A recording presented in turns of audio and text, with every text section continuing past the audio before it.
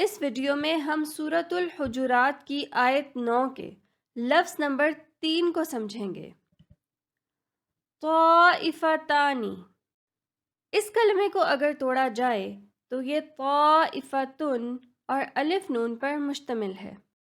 طائفتن کا مطلب ہے چھوٹا گروہ۔ یہ اصل لفظ ہے اور اسے کالے رنگ سے ظاہر کیا گیا ہے۔ آئیے ایک نظر اس لفظ میں پوشیدہ گرامر پر ڈالتے ہیں۔ عربی زبان میں کلمہ 3 حالتوں میں پایا جاتا ہے: اسم، فعل، حرف۔ آئیے طائفتن کا جائزہ لیتے ہیں کہ یہ کلمے کی کس حالت سے تعلق رکھتا ہے۔ کیا یہ حرف ہے؟ طائفتن ظاہر ہے کہ حرف نہیں، کیونکہ حرف وہ کلمہ ہے جس کے معنی اسم یا فعل کے ساتھ ملائے بغیر سمجھ میں نہ آئیں، مثلا فی، علی، و وغیرہ وغیرہ۔ تو کیا یہ فعل ہے؟ فعل کسی کام کو زمانہ ماضی، زمانہ حال یا زمانہ مستقبل میں کرنے کو کہتے ہیں۔ ان 4 علامات کو دیکھیے: الف، تا، نون، یا۔ ان کو ملانے سے لفظ اتنی بنتا ہے۔ اگر اتنی کا کوئی حرف کسی کلمے کے شروع میں آئے تو اس کا مطلب یہ ہے کہ کلمہ فعل ہے اور کام زمانہ حال یا زمانہ مستقبل میں ہو رہا ہے۔ اب ان 4 علامات کو دیکھیے: الف، زبر، تا، نون الف نا۔ ان علامات کو ملانے سے لفظ اتنا بنتا ہے۔ اگر ان علامات میں سے کوئی بھی ایک علامت کسی کلمے کے آخر میں آئے تو یہ بھی کلمے کا فعل ہونا ظاہر کرتا ہے، لیکن اس صورت میں کام زمانہ ماضی میں ہو رہا ہوگا۔ اس تشریح کے بعد یہ کہنا کہ طائفتن فعل نہیں ہے بالکل درست ہے، کیونکہ اتنی یا اتنا میں سے کوئی علامت بھی طائفتن میں موجود نہیں ہے۔ اب اگر طائفتن حرف بھی نہیں ہے اور فعل بھی نہیں ہے تو پھر یقیناً یہ کلمہ اسم ہے۔ آئیے طائفتن کو بطور اسم جاننے کی کوشش کرتے ہیں۔ کسی بھی اسم کو سمجھنے کے لیے 4 باتوں کا علم ہونا ضروری ہے: اعراب، وسعت یعنی نکرہ یا معرفہ، جنس یعنی مذکر یا مؤنث، عدد۔ اعراب: کلمے کے آخری حرف پر اگر پیش یا 2 پیش آئیں تو کہتے ہیں کہ کلمہ مرفوع ہے، کیونکہ پیش کو رفع بھی کہتے ہیں۔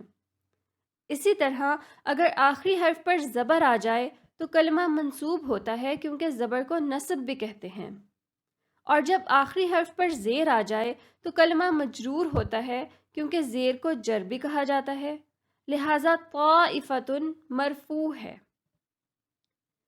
عربی کا ایک قاعدہ ہے کہ فاعل ہمیشہ مرفوع ہوتا ہے، لہٰذا طائفتن یعنی گروہ اس آیت میں فاعل یعنی کام کرنے والا ہے۔ وسعت، نکرہ یا معرفہ، 2 زبر، 2 زیر یا 2 پیش کو تنوین کہتے ہیں۔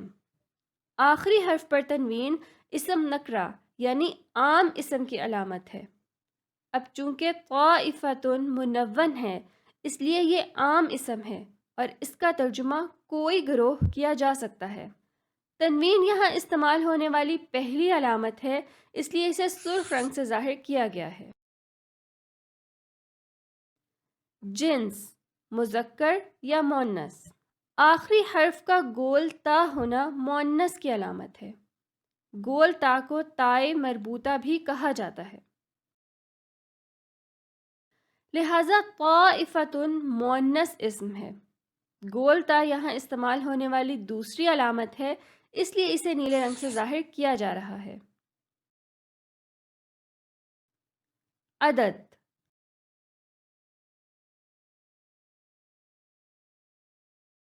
طائفتن واحد ہے، لیکن طائفتانی میں طائفتن کے آخر میں موجود الف نون زیر تثنیہ کی علامت ہے۔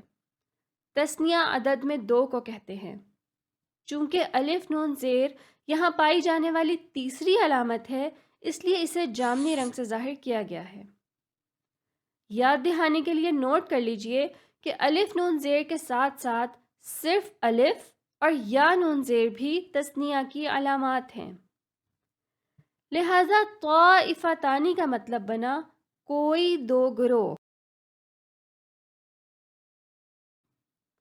یہاں یہ بات بھی غور طلب ہے کہ قرآن مجید کے لفظ طائفتن اور اردو کے لفظ طائفہ دونوں کا مادہ طا، حمزہ اور فا ہے اور دونوں میں گروہ کا مطلب پایا جاتا ہے۔